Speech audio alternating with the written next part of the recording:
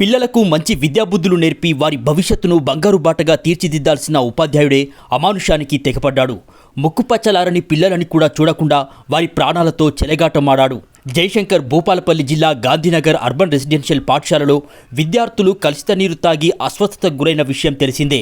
అయితే ఈ ఘటనలో సంచలన విషయాలు వెలుగులోకి వచ్చాయి. ఏదో యాదృచ్ఛికంగా పిల్లలు కలుషిత నీళ్లు తాగడంతో అస్వస్థతకు గురయ్యారని అనుకున్నారు అందరూ. కానీ దీని వెనుక ఒక ఉపాధ్యాయుడి కుట్రకోణం బయటపడింది. గాంధీనగర్ అర్బన్ రెసిడెన్షియల్ పాఠశాలలో అసలు ఏం జరిగిందో తెలుసుకోవడానికి భూపాలపల్లి జిల్లా అడిషనల్ కలెక్టర్ విజయలక్ష్మితో కలిసి ఎమ్మెల్యే గండ్ర సత్యనారాయణరావు పాఠశాలను సందర్శించారు. ఈ సందర్భంగా పాఠశాలలోని విద్యార్థులు విస్తుపోయే నిజాల్ని బయటపెట్టారు. ఇదే పాఠశాలలో పనిచేసే సైన్స్ టీచరే ఈ దుర్మార్గానికి పాల్పడ్డట్టు వెల్లడించారు విద్యార్థులు. దుప్పట్లపై పురుగుమందు చల్లడమే కాకుండా విద్యార్థులు తాగే మంచినీళ్లలో సైతం పురుగుల మందు కలిపినట్టు ఎమ్మెల్యేకు చెప్పారు విద్యార్థులు. అంతేకాకుండా తరచూ తమని పాఠశాలలోని పలువురు ఉపాధ్యాయులు ఇబ్బందులు పెడుతున్నారని ఎమ్మెల్యేకు ఎంతో ఆవేదనతో చెప్పారు. విద్యార్థులు ఎంతో దుఃఖంతో చెప్పిన మాటలు విని చలించిపోయిన ఎమ్మెల్యే ఈ ఘటనపై సీరియస్ అయ్యారు.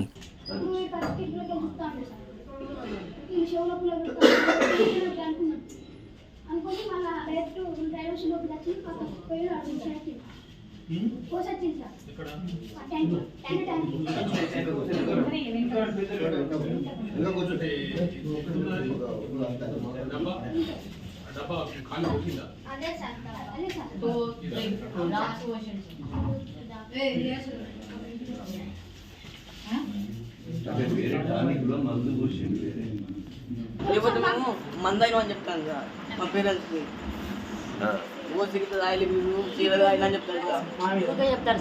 సాయంత్రం మా డాక్టర్ చెప్తారు సార్. మందుగా కానీ చెప్తాను కదా సార్. ఇలా ఫోన్ చేసి ఎవరు మంద ఆయన చీర తాగిను ఎవరు ఏమన్నా చెప్తాను సార్. పేరెంట్స్ ఫోన్ చేసి కావాలని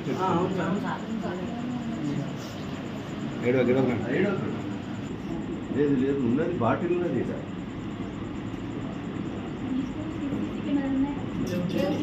అదే మందు కానీ ఆ మందు కాకపోతే ఇంకో మందు అవుతుంది. నువ్వు ఇంకా టెస్ట్ ఏంటది అన్నీ అది ఆ మూత తీస్తే మొత్తం మొదలు డాక్టర్ పంపించి జ్వరం ఫీవర్స్ ఉన్నాయి పిల్లలకు. ముక్కు పచ్చలారని బడుగు బలహీన వర్గాల పిల్లలపై ఈ ఘాతుకానికి పాల్పడ్డ ఉపాధ్యాయులను ఉపేక్షించేది లేదు అని వెల్లడించారు. అభంశుభం తెలియని పిల్లలపై ఈ రకంగా వ్యవహరించడం క్షమించరానిదని, వారిపై శాఖాపరమైన చర్యలు తీసుకుంటామన్నారు. ఈ పాఠశాలలో సైన్స్ టీచర్గా ఉన్న ఉపాధ్యాయుడు గతంలో ఇన్ఛార్జి ప్రిన్సిపల్గా బాధ్యతలు నిర్వహించాడు. అయితే ఇటీవల పాఠశాలకు ప్రిన్సిపల్ రావడంతో ఇన్ఛార్జి బాధ్యతల నుంచి తప్పుకున్నాడు. దీంతో ఇప్పుడున్న ప్రిన్సిపాల్పై అపవాదు వస్తే అతన్ని విధుల నుంచి తొలగించి తనకు మళ్లీ ప్రిన్సిపల్ బాధ్యతలు అప్పగించే అవకాశం ఉంటుందని భావించి పిల్లలు తాగే నీళ్లలో పురుగుల మందు కలిపినట్లు తెలుస్తుంది. ఈ ఘటనపై ఒకవైపు విద్యార్థి సంఘాలు, మరోవైపు విద్యార్థుల తల్లిదండ్రులు మండిపడుతున్నారు. పిల్లలకు భవిష్యత్ ఇవ్వాల్సిన ఉపాధ్యాయుడే తన స్వార్థం కోసం పిల్లల ప్రాణాలతో చెలగాటమాడడం పట్ల ఆగ్రహం వ్యక్తం చేస్తున్నారు. మరొక పాఠశాలలో కానీ హాస్టల్లో కానీ ఇటువంటి ఘటనలు మళ్లీ పునరావృతం కాకుండా బాధ్యుడిపై కఠిన చర్యలు తీసుకోవాలంటూ డిమాండ్ చేస్తున్నారు. ఇక ఇదిలా ఉంటే జిల్లా కలెక్టర్ రాహుల్ శర్మతో కలిసి ఎమ్మెల్యే గండ్ర సత్యనారాయణరావు ఇదే పాఠశాలకు చెందిన 11 మంది విద్యార్థులు చికిత్స పొందుతున్న 100 పడకల ఆసుపత్రిని సందర్శించారు. ఈ మేరకు పిల్లల ఆరోగ్యం విషయమై వైద్యులతో మాట్లాడి తెలుసుకున్నారు. అర్బన్ రెసిడెన్షియల్ స్కూల్లో ఈరోజు వెంకటనారాయణ ప్రిన్సిపాల్ గతంలో ఉన్నప్పుడు 70 మంది స్ట్రెంత్ ఉండే. అయితే ఈరోజు మళ్ళీ మధ్యలో స్ట్రెంత్ తగ్గింది. ఆ స్ట్రెంత్ తగ్గిన తర్వాత పిల్లలందరినీ మనము ఈరోజు నిన్న జరిగిన సంఘటన గురించి తెలుసుకున్నాం. వాళ్ళు వివరంగా ఏదైతే మన ఫెర్టిలైజర్ కెమికల్